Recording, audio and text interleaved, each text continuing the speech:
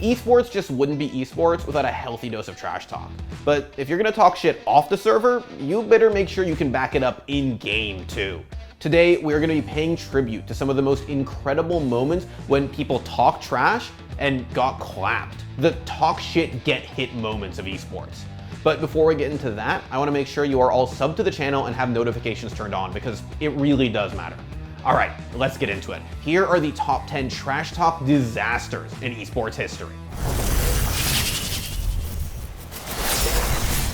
Kicking off our list is a reminder that no matter what esport you're into, the age-old NA-EU rivalry always delivers. Heading into the matchup between version 1 and Team Liquid at the VCT Stage 2 Masters in Reykjavik, it's safe to say that the one-tap legend himself, Scream, was fairly confident that his roster would come out on top. Hey, NA, we're coming for you. But I do think Europe is a bit better. Like, I think obviously the Sentinels have like amazing players individually, but I feel like what they do is very predictable. Needless to say, Vanity, V1's rowdy, rambunctious, cat-eared in-game leader, wasn't so sure about the supremacy Europe was so quick to profess. In Europe, it's just people playing. They play for kills, they play to like molly the bomb. It's the same thing in North America, and I think that the notion that the Europeans' utility is just way better is just not true. Of course, as soon as they set foot into the server and V1 started rallying rounds, it became clear. Scream hadn't just underestimated Astra, he underestimated NA as a whole. Nobody actually from Liquid falling back here, so they might even just get detained. Link goes forward, Penny gonna trade one out. Link swinging through, Zelda's gonna trade out finally. He's detained! He's got to stand as watch as V1 against all the odds, against all the doubt, rise above and bring the first win for North America above Europe. Taking the 9th spot on our list is a beatdown that stems from a spicy beef between two members of COD royalty. It all started in June 2021 when Formal woke up one morning and chose violence. Who do you wish you dropped but never did? Crim 6. Back in Black Ops 3. Who do you, what the fuck? You answered that so quick. What do I do with the card? Quarantine and online competition had been extremely rough for OpTic. They hadn't been playing up to their usual standard and came short in some truly devastating series.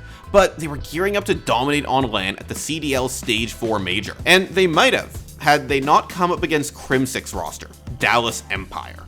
Actually trying to do what he can. He has to go, but they find him. They have the close spawns, and that might be it. Envoy trying to fly. Just a couple seconds needed, and Empire take both hard points. They take the series. Look, talk smack all you want. Just make sure you hit your shots so you can back it up. Coming in at number 8 is the fateful but unintentional shade that a journalist from French Counter-Strike outlet Viscant threw onto Stewie 2K heading into Cloud9's quarterfinal match against G2 at the 2018 E-League Boston Major and the miracle run that ensued. Hello, Maxime from Viscant. We have a question for Stewie. How do you feel to play again against G2? Because you will lose against them, so yeah, what's your feeling? Now, due to the language barrier, the journalist actually misspoke. What he meant to say was that C9 had previously lost to G2, but it didn't matter. That was all the fire that Stewie needed to do the impossible. Stewie, he hears it. Apex stepping a little bit too soon. Now Body in so much trouble, but Kenny's going to be up the high ground, getting the kill. He almost went down himself. There's Body picking it up, and now it's a 1 versus 1. Stewie versus Kenny. The smell of gunfire and freedom in the air, and Stewie picking up that kill, and Cloud9 are in the semifinals. Look, no one, not even North Americans themselves, expected Cloud9 to win such a cutthroat competitive major. But if there's one thing that's guaranteed to turn an underdog into a powerhouse, it's some good old-fashioned elitism. So, on behalf of NACS stands everywhere, thank you, Bakar. Taking the 7th spot on our list is a throw that will live on in League of Legends infamy. When TSM brought on star European carry Sven to round out their world's hungry roster at the tail end of 2017, the expectation was that he'd give North America a run for its money. More specifically, that he'd give Doublelift a run for his money, since that's the GOAT he'd replaced. I hope Team Liquid can have a perfect record against TSM, shit on them in the finals if they make it there. I want to absolutely demolish TSM's legacy and make sure that they regret that decision. Needless to say, Sven wasn't deterred, stirring up some choice words of his own. Because Doublelift is good, right? He's skilled and he can carry games by himself. But when he can't carry because his opponent is as good as him, or maybe even better, it's not good. Whoa. Despite Liquid rallying their way to a Game 5, Sven amassed such a huge lead in the deciding bout that it seemed all but impossible they could throw it. And then, out of nowhere, Sven not only threw away his life, but the finals entirely. Alright, this is it, guys. Just be a warrior. Be ready to walk up. Be ready to go in. So far, TSM has outmaneuvered. Sven! No quick silver sash. He is down. What is he doing? We can fight Baron. We can still fight Baron. Yeah. And while Sven did go on to redeem himself with Cloud9, he'll always be remembered, at least in part, for flying just a little bit too close to, well, the Baron pit. Coming in at number 6 is an ever important reminder to keep the tweets in your drafts folder until after you win the match. That's right, League fans, it's time for the infamous clap faker message that C9's Jensen sent to the world before their face-off at Worlds 2016. Look, we get it. Playing against the single greatest League player of all time on your game's biggest stage can afford you with not only an adrenaline rush, but a certain, let's say, confidence.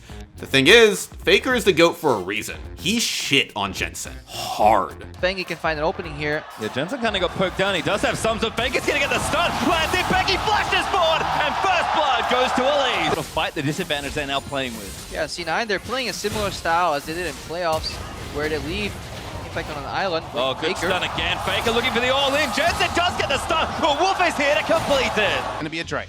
Yeah, C9 mimicking that style from playoffs. Another not against again. another stun combo from Wolf. Yeah, Wolf goes in. Now's the combo through, and the ulti's easy. Wolf, hey, gets another one. Remember, kids, if you're gonna come at the king, you best not miss. Sitting at the halfway point on our list is a scuffle between Snipedown and Lethal that's still sizzling to this day. Now, these days you may know Snipedown as one of TSM's star Apex Legends players, but once upon a time, he was a household name in Halo Esports. In fact, he was such a force to be reckoned with that competitors started memeing on how good he was in an effort to thwart and topple him. Hey neighbor, can you hear me? Yeah, I can hear you. All right, so how's it going? How you feeling coming into this event? Oh, I'm really nervous and scared because, you know, Snipedown is like the best player, and it makes it really tough. It's hard to focus when he's playing. He's just so sick. Needless to say, it didn't work. And now it's got to be Neighbor's turn. He's got 31 seconds on the clock, but he's going to be racking up the kills with the battle rifle. And right now his job is going to be watch back orange and make sure no one comes up on open side as Legit sneaks through. And there's T2, and just once again the team shot from straight rip in the second half. So when 2 years later, Snipedown's former teammate and new rival Lethal co-opted that exact same trash talk to try to psych the boy out at X Games Aspen 2016, it definitely raised a few eyebrows. Probably Snipedown. He's like the best player. He's just so sick. You know, I get really worried when I see him, and you know, it's just the stuff he does is insane. And like his predecessor, the man got absolutely bopped. They had the weapons, they had the power-ups, and look at this. Snakebite running away, eventually taken down. Snipedown in the EG squad, smell blood as they have 49 kills. And Frosty's gonna get killed as well by Snipedown. Here's the new combo, and look at what it means to Evil Geniuses. Your X Games gold medalists just erupt in the booth. You know what they say. Those who can't remember the past are doomed to repeat it. Except in this case, he did remember it. He just chose to meme on it. Rip to him, I guess. Eric, there were some words exchanged before the interview, during the interview with Lethal. Tell me, I mean, Walshy made a few comments about how you do not want to fire you up. You don't want to strike a match to gasoline. How fired up were you in that first series, in the first game? I told him before it started, the last person that said that to me lost the series, and they lost the series too. So if you're going to talk trash, you better back it up, and we took that series home. Our number 4 entry is a moment in fighting game history that put a hype spin on an age-old piece of Socratic wisdom. If a man refuses to know himself, tell him about himself. That's right, it's time for the bout between two longtime beefers, K-Brown and Wolfcrone, at final round 20. Heading into the event, these Street Fighters had it out for each other. They'd faced off multiple times, and no matter the result, one of them always ended up salty. Now he's telling every excuse, oh, I just can't deal with it, I just don't know how, you know. Every excuse is coming out the book now. He was giving you a compliment, though. But I understand that, but he's also making an excuse for himself. That's what he's doing. For why he lost? I couldn't adapt in match. That's me saying you were the better player right now. What are you saying? What do you want? The thing is, even when K-Brad tried to show his rival some respect, he was met with not only a cold shoulder, but a contemptuous one. I don't got to do the whole cold hands. I don't got to do the cold. Give him a chance. Stop talking. Shut your mouth real quick. So for one second, shut up. I'm trying to tell you that you did something good, you idiot. Now listen. So when K-Brad put this dude in the dirt at final round, he popped off. Oh my goodness. Oh, wait. What happened? It's looking like a marble match. Oh no. Yo. Oh, this is free. Oh, let me see this. Oh! Tell him about himself. Tell him about himself. Tell him about himself. Let him know. Tell him about himself. Talk to him. Tell him about himself. Ooh. Tell him about himself. That's what I like to see. Standing third on our podium is a rivalry whose flavor will never be able to wash out of our mouths. The time that Viscant all too figuratively dicked on a low-tier god. How many times have you had intentions of only playing a game for an hour to look up and about 3 or 4 hours have passed and you forget to do anything else? You forgot to shower, you forgot to eat, you even forget to take a piss. Keeping up with those habits continuously will have you looking like this guy. I made a video, the first guy I could think of on why gamers were single was Viscant. This dude looks like he lives in his basement, he looks like he never gets sun, he could possibly be a fucking vampire. Suffice to say, Viscant showed up with some choice words for this fool. It goes back further than that. He's been disrespecting me for a while. I already beat him. I beat him 20-6. I don't even know why we're having this match, except for the fact that he keeps using my name and then he keeps ducking me. I mean, if you're gonna talk shit, then don't duck. If you're gonna talk, then back it up. If you're gonna be a bitch, then run like a bitch. More importantly, he showed that he had the moves to back those words up. I'm sorry. I'm getting a little. You're getting too high. And that's it. That's it. Oh. And Jay is popping off. He is popping off right now. He is popping off. The shirt's tucked in. No handshake. The shirt's no tucked nothing. in. Why would we shake hands? We do not shake hands in grudge matches of this caliber. But it was after Viscant totally shat on LTG that he really put the dude in a body bag. There's gonna come a point when you forget about what happened, and you're gonna want to come back at me, and you're gonna want to wash the taste of my dick out of your mouth.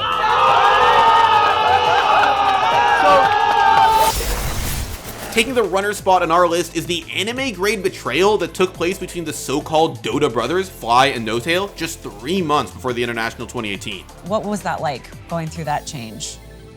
I'm actually not that willing to talk about it. Yeah. It's something for later, or another day. For years, Fly and No-Tail were inseparable, both as competitors and companions. At this point, OG with No-Tail and Fly, 4 majors. It's an achievement that I don't think we'll ever see anyone be able to reach again in the world of Dota 2. But after years of failing to make anything happen at TI, they began to fall off. Before long, their team, OG, were a shadow of their former selves. And Fly? Well, Fly thought the team was the problem. So, in the most tear-jerking roster move ever, he abandoned his so-called brother to seek victory on Evil Geniuses. Why did you leave OG? The team hasn't worked for a long time, and I can say personally that I lost a lot of motivation when the whole situation arose where I could join EG.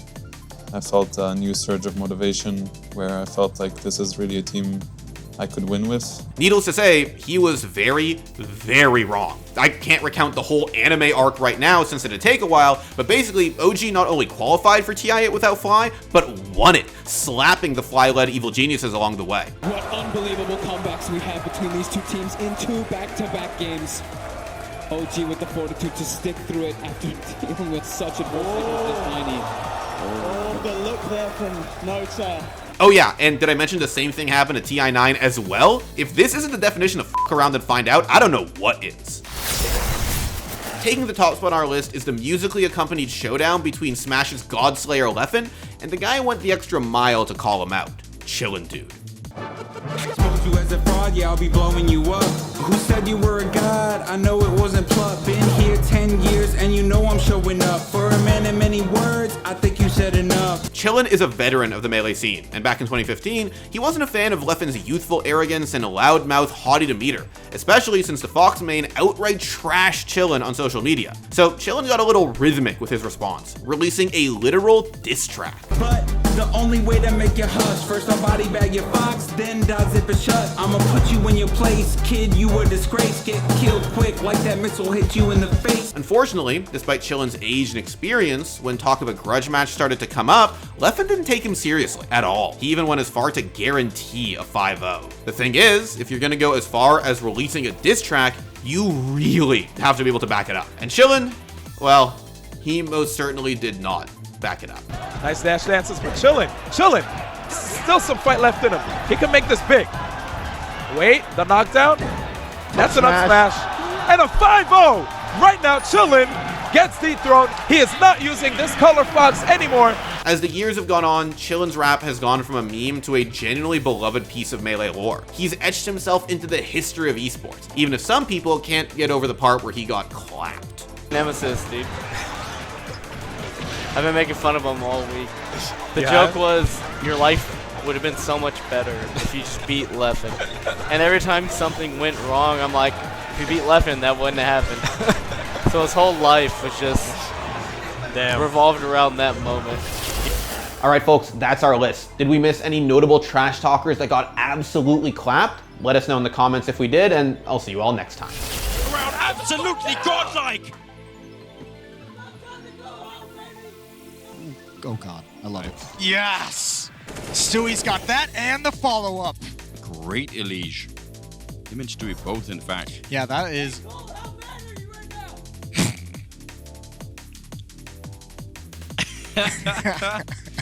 I'm so happy. I'm just out.